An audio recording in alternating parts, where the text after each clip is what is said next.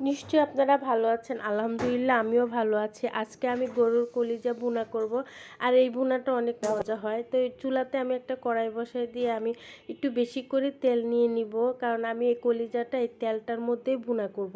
তো তেলটা যখন গরম হয়ে আসবে তখন দিয়ে দিব পেঁয়াজ কুচি। পেঁয়াজ কুচিটা একটু লাল হয়ে আসলে দিয়ে দিব 1 চামচ রসুন বাটা। পরিমাণ মতো লবণ দিয়ে দিব। দিয়ে আমি এই রসুনটা তেলের মধ্যে একটু ভেজে নিব। তারপরে দিয়ে দিব 1 চামচ মরিচের গুঁড়া, 1 চামচ হলুদের গুঁড়া, 1 চামচ জিরার গুঁড়া, 1 চামচ ধনিয়ার গুঁড়া, 1 চামচ গরম মশলা আর 1 চামচ আদা বাটা দিয়ে দিব। দিয়ে আমি এই তেলের মধ্যে এই মশলাগুলো একটু কষায় নিব। কষানো হয়ে গেলে আমি একটু পানি দিয়ে এই মশলাগুলো আরও কিছুক্ষণ কষায় নিব। এই মশলাগুলো কিছুক্ষণ ভালো করে কষায় নিতে হবে, তাহলে বেশি ভালো হবে।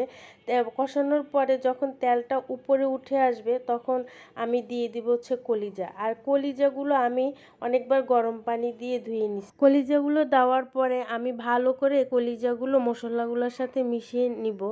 ভালো করে নেড়েচেড়ে মশলাগুলোর সাথে কলিজাগুলো যখন মিশানো হয়ে যাবে তখন আমি ঢাকনা দিয়ে দিব। আর এই কলিজাটা রান্না করতে হবে একদম চুলার আঁচ কমিয়ে, কারণ এই কলিজাটার মধ্যে আমি আলাদা কোনো পানি দিব না।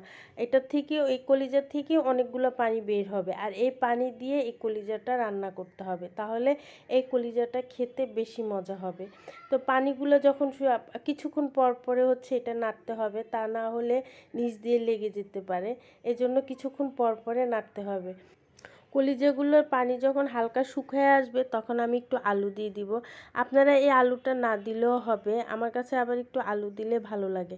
এই জন্য একটু আলু দিয়ে আবার কিছুক্ষণ নেড়েচেড়ে আবার ঢাকনা দিয়ে রাখবো যেন আলুগুলো ভালো করে সিদ্ধ হয়। তারপরে দিয়ে দিব হচ্ছে কিছুটা কাঁচামরিচ। এই কাঁচামরিচগুলো দিলে খুব সুন্দর একটা ঘ্রাণ আসে।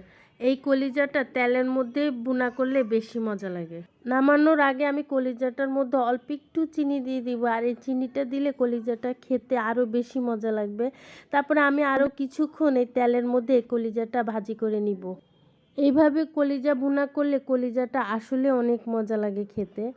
এই তো আমার কলিজা ভুনাটা হয়ে গেছে। দেখেন আমার কলিজা ভুনাটা কত সুন্দর হয়েছে। আচ্ছা, আজকে এ পর্যন্তই। আল্লাহ হাফেজ। আপনারা সবাই ভালো থাকবেন, আমার জন্য দোয়া করবেন।